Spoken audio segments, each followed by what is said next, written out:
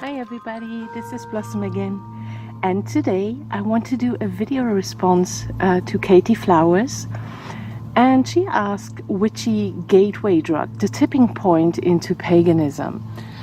So where was the point where you knew that you belonged to an alternative spiritual path?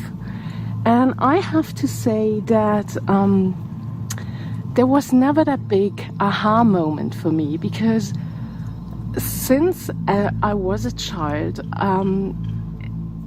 it was always so natural for me to listen to nature, to read the landscapes. This came very natural to me, and I never questioned that really. However, my grandfather was very interested in Nordic mythology, and this is one of the first books I've read about this topic. So it is in German, and it is about the Nordic gods and heroes. So we have stories about Thor and Loki in here. We have the Nibelungen, we have stories about Tristan and Isolde, and all that kind of stuff. So this one was my first book on that. Through that, I became very interested, of course, in Nordic mythology, and I've learned more about the gods, the Nordic gods, and that was fascinating for me. All that, reading the Edda later, and all these stories about the gods, was really, really interesting. Through that, later on, I came, of course, also to Celtic gods and the Celtic mythology. And even if, as a child, I was aware of the energies in nature and the elementals, it was through the Celtic mythology that I found fairies and, the fairy realm with all the fairies. So when I say fairies, I mean the gnomes, the dwarves, of course, the fairies, and also the elementals. And I actually work a lot with fairies. They are in my everyday life. I have this place here in my garden for them.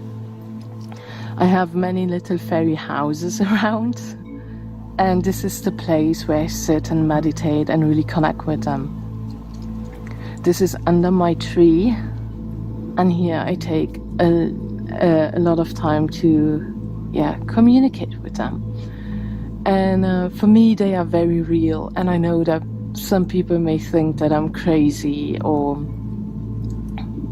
that it's all just made up, but I can see, feel, and hear them, and that is the only thing that counts for me. They are not just always, just helpful and everything. They can be quite cheeky, but when I really need help, and if it's like a mutual goal, they are very, very eager to help. So, for example, last year I started to grow my own vegetables in the garden, and if I'm honest, I have no idea what I'm doing. But with the connection that I have with them, they actually show me how I shall do that, and they are very, very helpful. They love all things growing, like hobbits. And it's just fantastic how we work together, and what we can accomplish together. I also always had a great connection towards stones, and I don't mean crystals now, but already as a child I collected a lot of stones that I found in the forest. It drove my mom a bit crazy, I think, because I had so many stones in my room. And I couldn't, with crystals you can look them up and you see what they mean, but if you just find a stone in the forest that you like, you don't know why you like it. but you just like it, you take it with you, have no idea what it actually means. So you have to spend time with it. You really have to build up that deep connection towards it. Why is that stone here? Why did this stone appeal to me so much? And then after a while, after spending so much time with it, you find out what it means to you. And and that is something that I always did already as a child, without knowing that there are like stone peoples or stone elementals, earth elementals, without knowing all this stuff. I just did it naturally. Hello, doggy. I'm sorry. Now I'm distracted. I also go to a lot of, sacred sites, ancient sites with stone circles and or standing stones. I've did that like the first time I was allowed to go on holidays on my own. First thing was Brittany in France, to see all the stone circles and standing stones.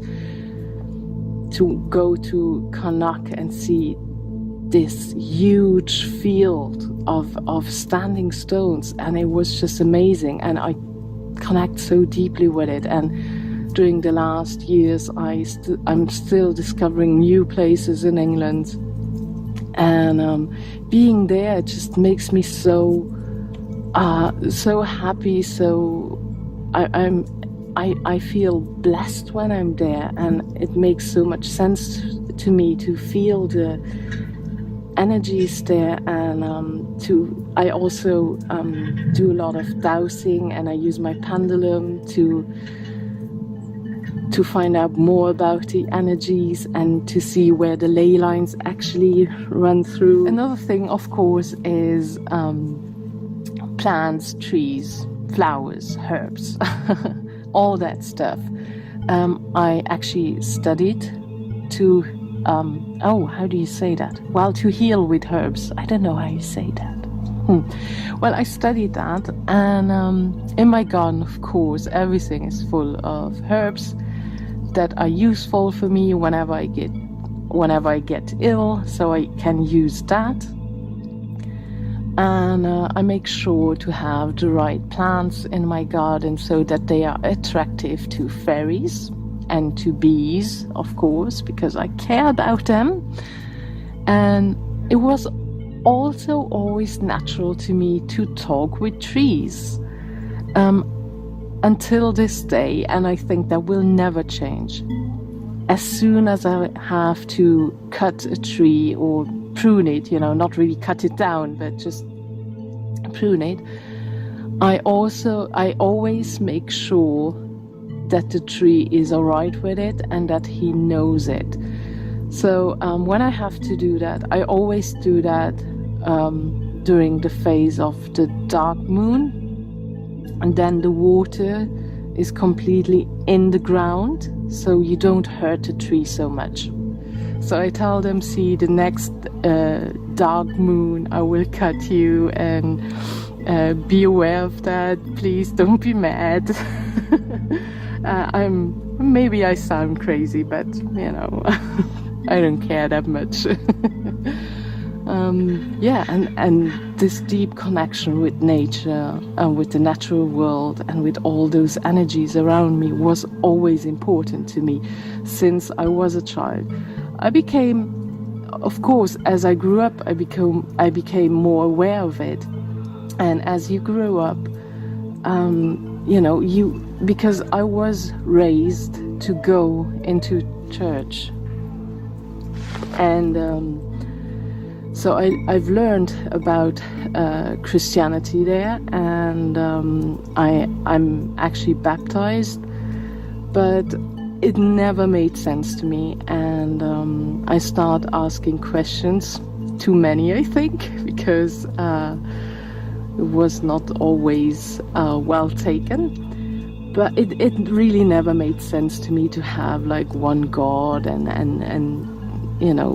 that we are all sinners and that there is a devil. That, well, for me that was like, yeah, okay, that's a nice tale, but it's nothing I believe in. I don't judge it. It doesn't work for me at all.